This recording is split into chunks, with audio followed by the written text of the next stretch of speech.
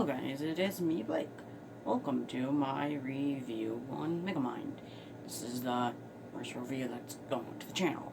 And I will put an image of the poster if I can find one. If I can't, there'll just be text popping up. And so, what we're going to be doing today is we're going to be talking about the movie. I just got finished watching it. And it's a good movie overall.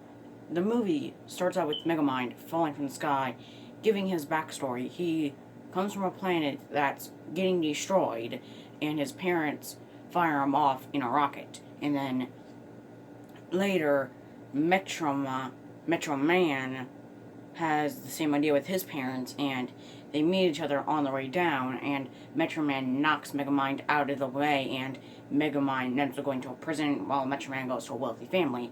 And this leads to one of my favorite lines in the movie, where the prisoners say, "Can we keep it?" about Megamind. And so Megamind uses his superior intellect to escape from jail.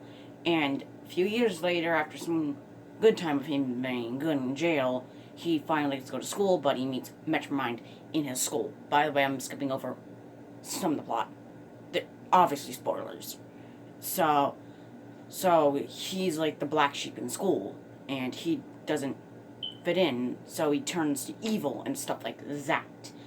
And we have a fast forward, and we see the warden walking with the present up to Megamind's cell, and he says the watch from Metro Man when it's really from Minion, which is his minion, which he got sent with. Sorry, I forgot to mention that. And after that happens, he says to count down your 80 life sentences, and he says, "I didn't think Metro Man was the gloating type." And after that, he puts the watch on, and it changes him to Megamind, and he gets put in Megamind's cell, and he escapes when Minion picks him up, and then he kidnaps Roxanne Ritchie, and they end up killing Metro Man. And he ends up ruling the city, and after that happens, he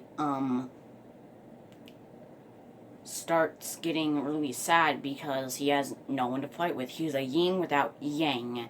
And then after that whole predicament, he goes to the Metro Man Museum, and he's gonna blow it up when he meets Bernard, who he freezes with his ice gun. And then after that, he disguises himself as Bernard.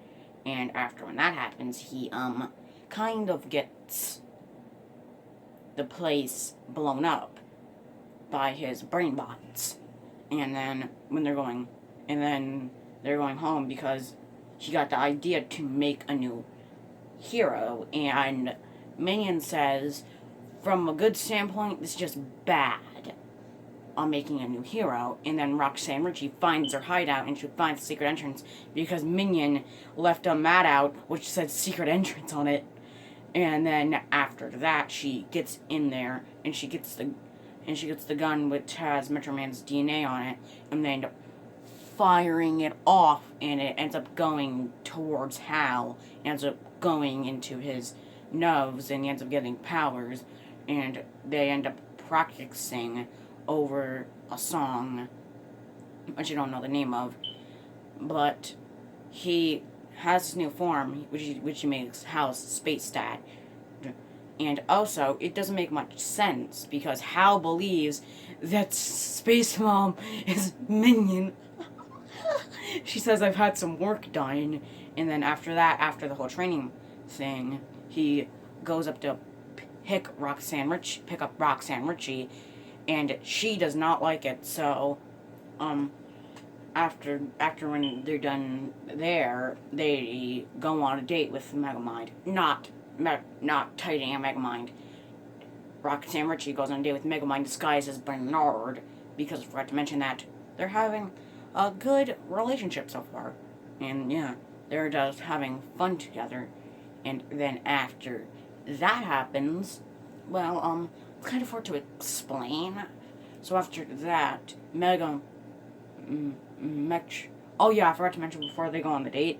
Megamind's assistant Minion leaves him because he finds out that he's going on a date with Roxanne Ritchie, and they haven't even tested his battle suit, which will come into part later in the story. So after when that happens, they're just starting their new stuff there. And then after when that happens, they have just a lot more stuff for them to do because Minion left Megamind, and then Megamind ends up getting into a fight with Titan, who's Hal. I forgot to mention his name. His name is Hal. He plays an important part in the story. So then after Hal gets rejected by Roxanne Ritchie, he turns to villainy. Okay? And then after when that happens, Hal just gives up on being friends with Roxanne Ritchie. By the way, guys, you're going to notice a very obvious cut. Because my phone can only have 6 minutes and 20-second videos on it. Okay, I'm just going to get... Okay, we're just going to sit. Okay, so picking up. So after when that happens, Roxanne has to... Well, she gets picked up by... Well, Megamind and Titan get into a fight. And Titan almost burned Megamind's head in using his laser vision, which one of Metron's powers. Oh, I totally forgot to mention that Megamind kills Metroman. Sorry, I forgot to mention that. My brain's all getting caught up. And so after that happens, he gets in a little...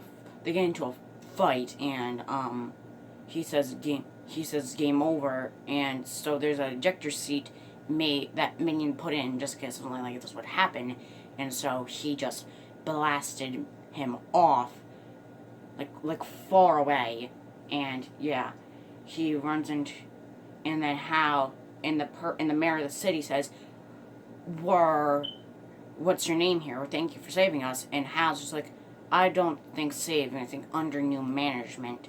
So he starts destroying the city, and Megamind goes to where Roxanne lives, and she said, how did my doorman let you in? Megamind freezed him with one of his creations, his freeze ray that he made. So then after when that happens, they go to Metroman's hideout, which is Megamind's old school building. I think I mentioned it earlier. If I didn't, sorry about that. So yeah, after when they do that, Metroman says, as I said earlier, every villain will have... Oh, I didn't mention that, sorry. Every villain, whenever there's a villain, good will rise up against it. And so Titan kidnaps Roxanne Ritchie, brings her up to the top of the building that she rejected him on, and then out of nowhere, Minion disguised as Megamind comes out of a big version of his head made by his brain bots, and so after that, before that, Titan was destroying the bottom of the building, Roxanne, which was falling, so the brain bots picked up the building, and Minion disguised as Megamind used the freeze ray to get rid of the bar that was holding her down. And so basically after that happened, they get into a fight, and